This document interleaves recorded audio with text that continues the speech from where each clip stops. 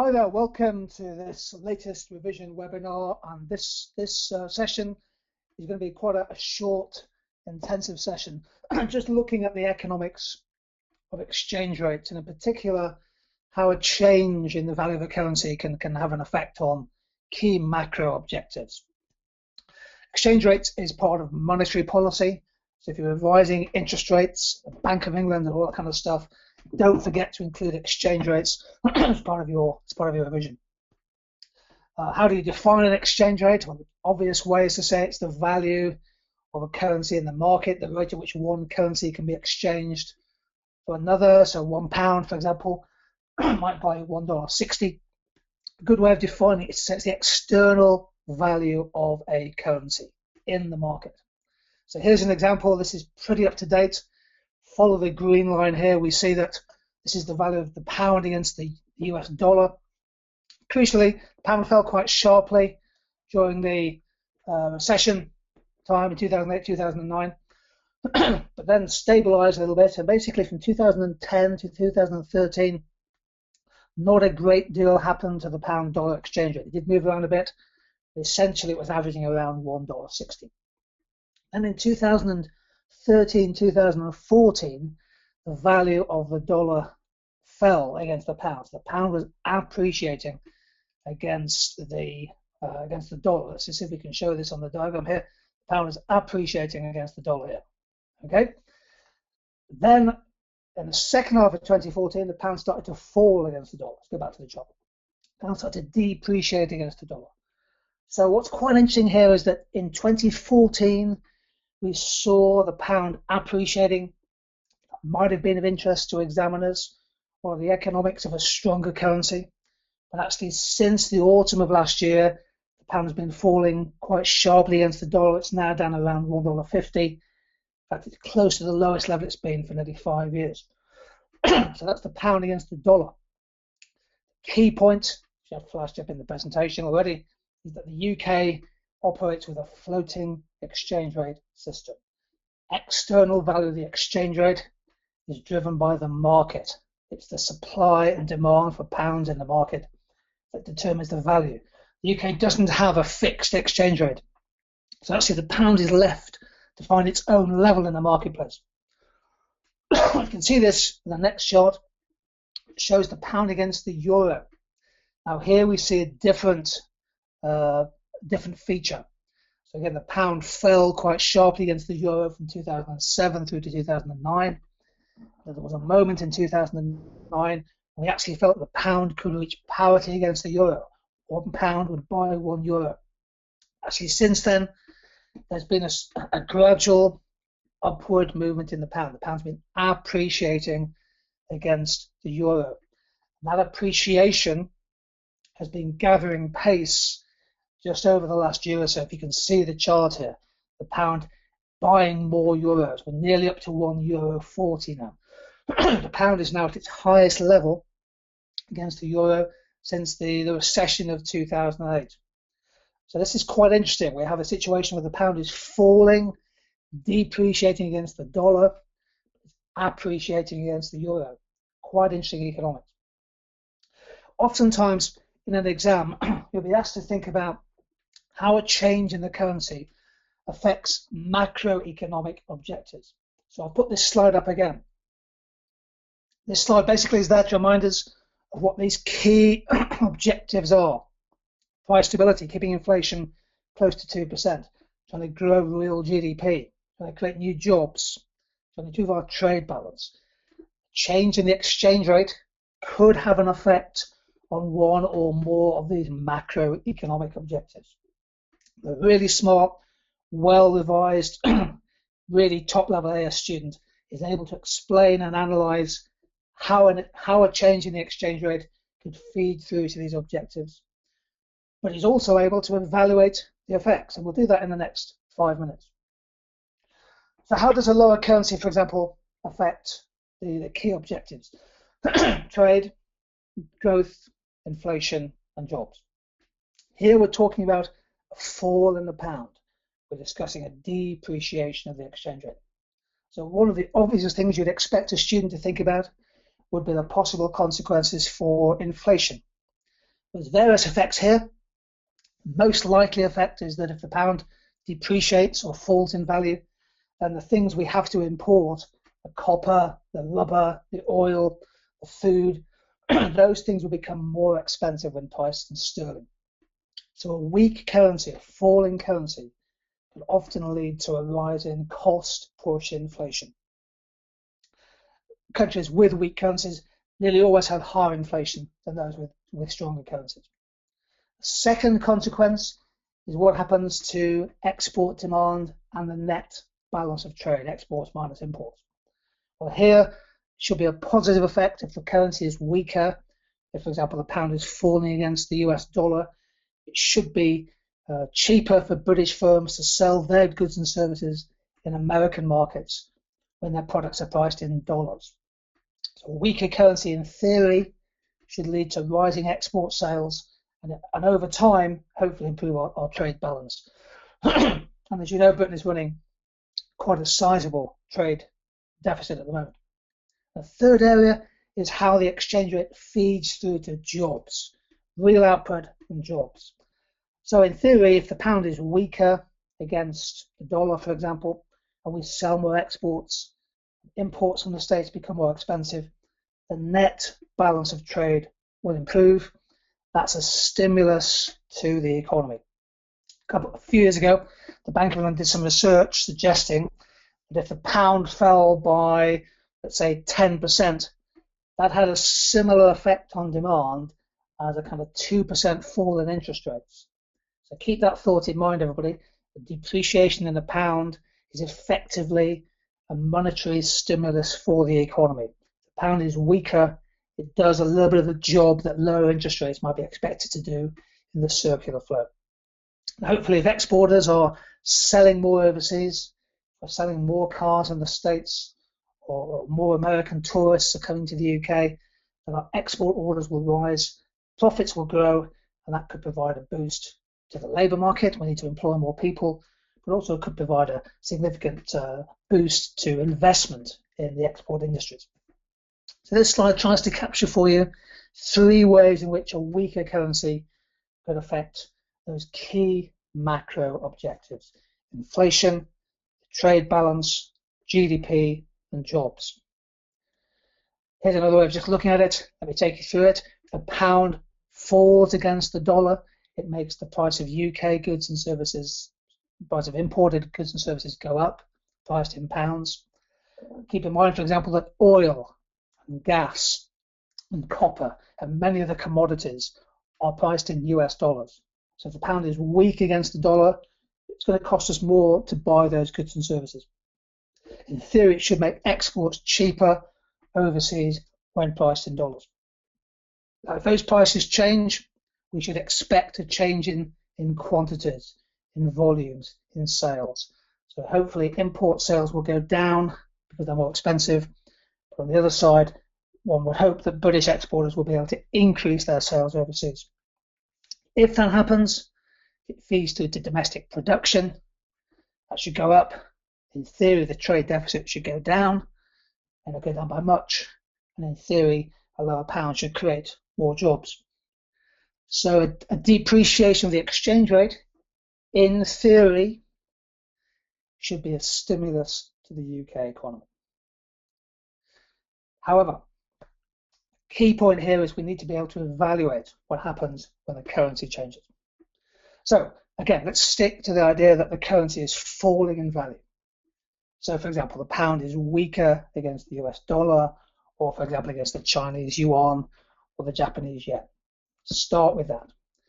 We know that we think it's going to have a positive effect on things like growth, jobs, and trade, but a negative consequence for inflation. It should be more inflation. To what extent does a currency depreciation lead to these changes? And of course, it depends on.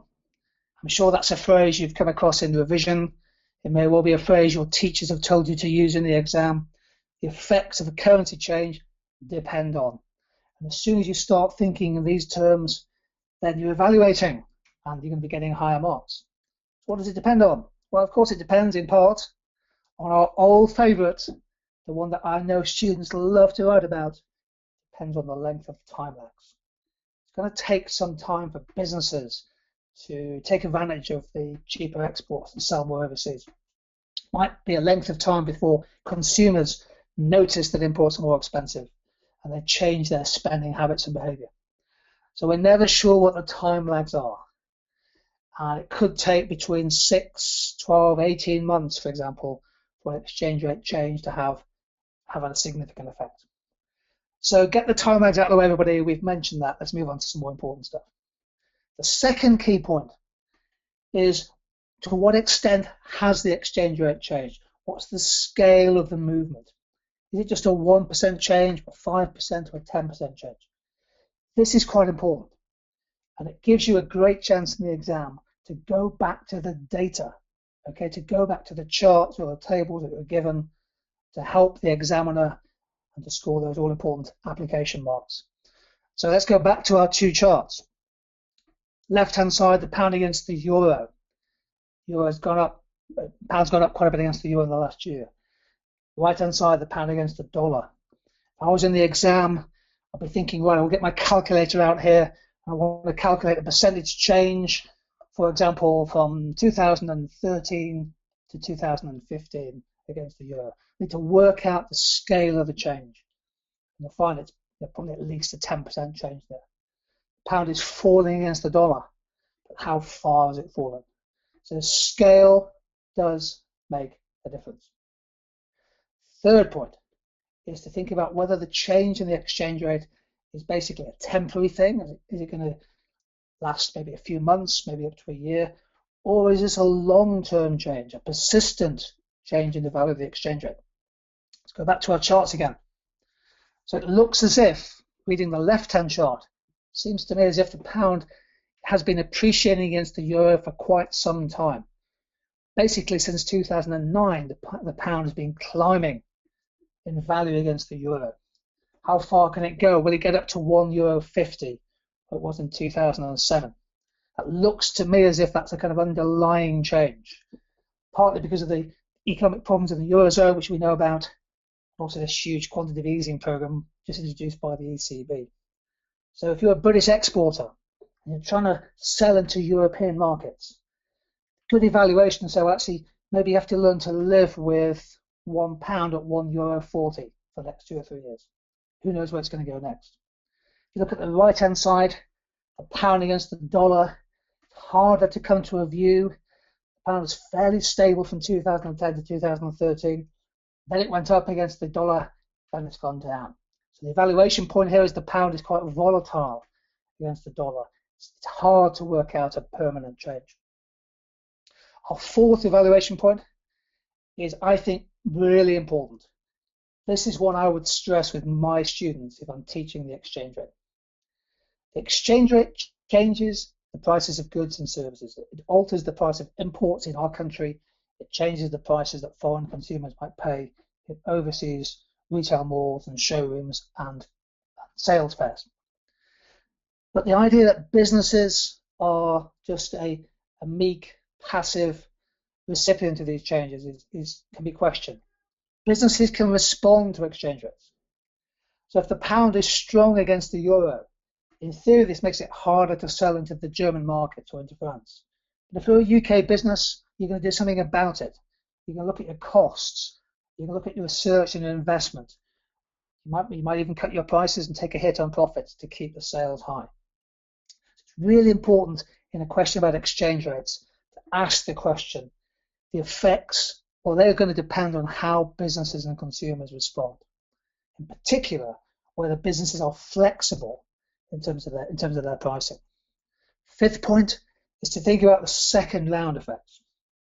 So, for example, if the pound goes up against the euro, and we find that our exports go down in European countries, and that's 50% of our total exports, and if we sell fewer exports, that's bad news in terms of first round effects for the exporting businesses themselves, but there could be negative second round effects. The industries that supply the exporters, the freight companies, the logistics companies, the trade insurance businesses. So we talk, for example, about the export multiplier effect. When exports go down, there can be negative effects in other related industries. Conversely, when exports go up, the multiplier effect could be positive. And of course, exporters invest themselves. If you're a car maker, you're going to be investing in new plant, new equipment. If you are a tourist company, a hotel business, you're going to be investing in new hotels and better rooms and facilities.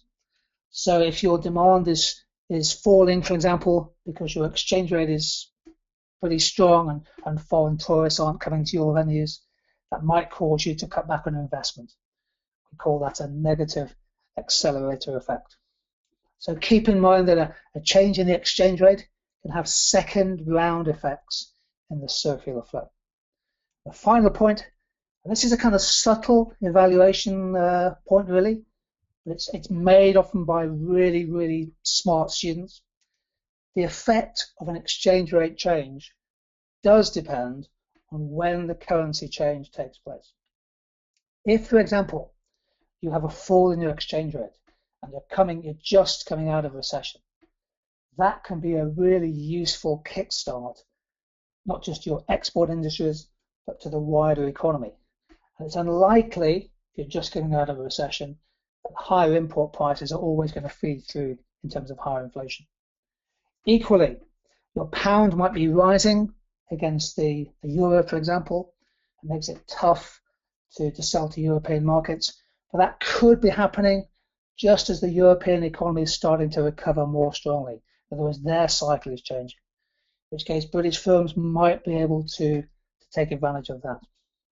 So the effects of a currency change depend really on when the currency change actually takes place. I think the key there in the exam is to be familiar with, to be aware of the kind of latest economic data. The UK at the moment is 5 years into recovery, very, very interesting stage of the economic cycle.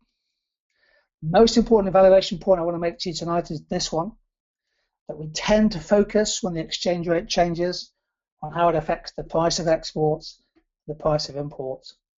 But actually, in many markets, what matters more to consumers and to buyers is the non-price factors.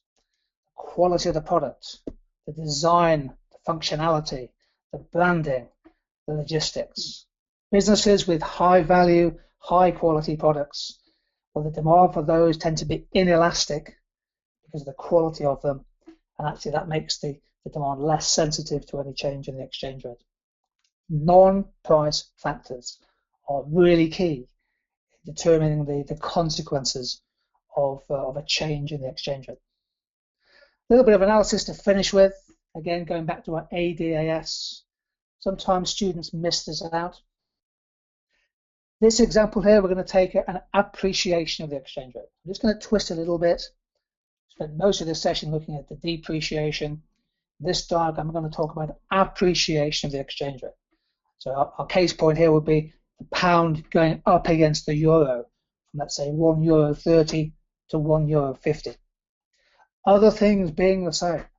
The pound is higher, it's going to be harder to export overseas, and given that Europe's our biggest export market, we would expect to see perhaps a fall in demand for exports, causing an inward shift of the AD curve. Of course, it depends on the scale of the change and also how important exports are to the UK economy.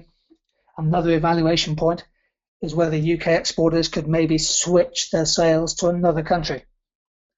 So the pound is rising against the euro. Can we switch our exports to the United States, for example, where our products would be cheaper? But a rising pound, an appreciating currency, in theory, causes demand to shift to the left. And that's negative for growth and can also cause some deflationary pressures. And most students stop there. Do we stop there? No, we don't. The other thing to look at is the supply side effects. And this is where you can score higher marks for analysis. So this right-hand diagram looks really complicated. I've shifted AD to the left because of the export effect. Keep in mind that the currency appreciation makes imports cheaper. So a lot of the raw materials and the components that we use, a lot of the technology that we use is imported. And if those costs go down, that is going to cause an outward shift of the supply curve. AS1 shifts to AS2. Again, that's negative for inflation, so it might help bring down inflation depending on where that rate is, but it will help stimulate the economy, hopefully to a higher level of national output. So an exchange rate change has demand side effects and supply side effects. The best students, the top students, the sort of students who listen into these webcasts are able to just use the supply and demand analysis to make their point. This has been a short revision webcast on just one or two aspects of the economics of exchange rates. I hope you found it useful. Check into our website, tutor2u.net, for the latest webinar information and all the new study and revision notes as we come towards the exam. Thank you for joining me in this session. I look forward to seeing you again sometime soon.